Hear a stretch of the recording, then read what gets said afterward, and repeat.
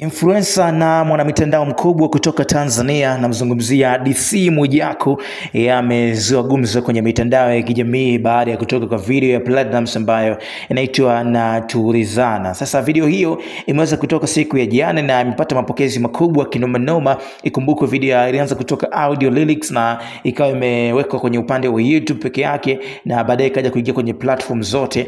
Baada ya hapo imetoka video yake siku ya jana. Baada ya kutoka video hiyo, gumzo lake kwenye mitandao ya kijamii ni Mwijaku ameonyesha na kutoa maoni yake baada ya kutoka kwa video hiyo, huku akiorodhesha makosa 7 ambayo yameonekana kwenye video ya Platnumz ambayo imetoka siku ya jana. Sasa kabla tujafika mbali zaidi, hapo chini kuna neno subscribe, liguse sasa ili tuweze kuondoka kwa pamoja na kuruhusu notification kwenye simu yako ili kuweza kuzipokea taarifa zingine ambazo tunaziweka Chris Media 24. Sasa kupitia ukurasa wake wa Instagram, of course, Mwijaku amepost video clip ya wimbo wa Diamond Platnumz, then akasema haya ndo makosa 7 ambayo yameonekana kwenye video ya Platnumz.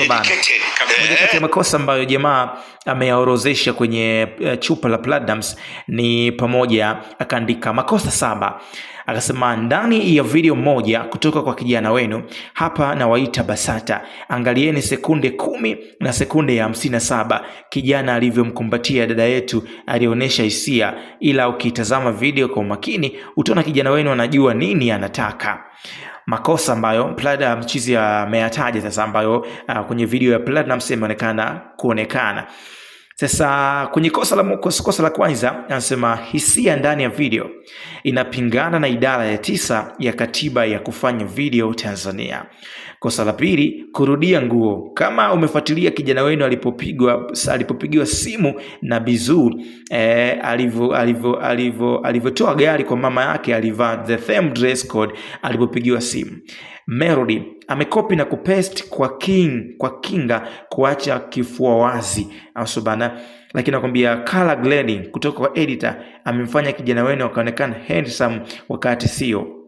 Na la 5 anasema video vixen ya kuwa huru alifanyiwa ukatili wa kiakili alipotaka kucheza kwenye sekunde ya 59. Fuatilia. So kwenye kosa la 6 na kosa la 7 akamalizia hapa mashabiki waweze kujaza kuhusiana na mtazamo wao pia. So nikipitia baadhi ya comment hapa, kuna baadhi ya washikaji wametoa maoni yao kuhusiana na hiki ambacho vikizungumza Mwijaku na vitu kama hivyo. Wewe mtazamo wako ni upi? Niambie. Je, ni ukweli makosa hayo ambayo Platnumz ameyazungumza ni kweli?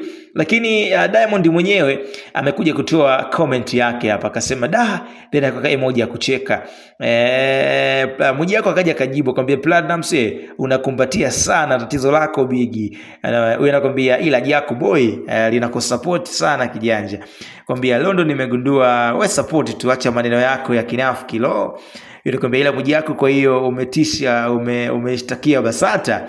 Kwambia very pumbafu, tunajua una support kiaina, promotion unaifanya ni ngumu mtu kushtuka. Kwambia sawa kaka, upo kazini, video tunaiangalia. Kwambia wewe kila unamkosoa, wewe kila siku unamkosoa au unataka akulipe chawa wake uanze kumsifia. Kwambia ila kichwa mvilingo eti ukatili wa kiakili alipotaka kucheza. Hiyo nakwambia kwa nini sasa hii ndo video bora. So ni maoni ya washikaji zetu baada ya Mwijaku kutoa maoni yake kuhusiana na video ya Diamond Platnumz.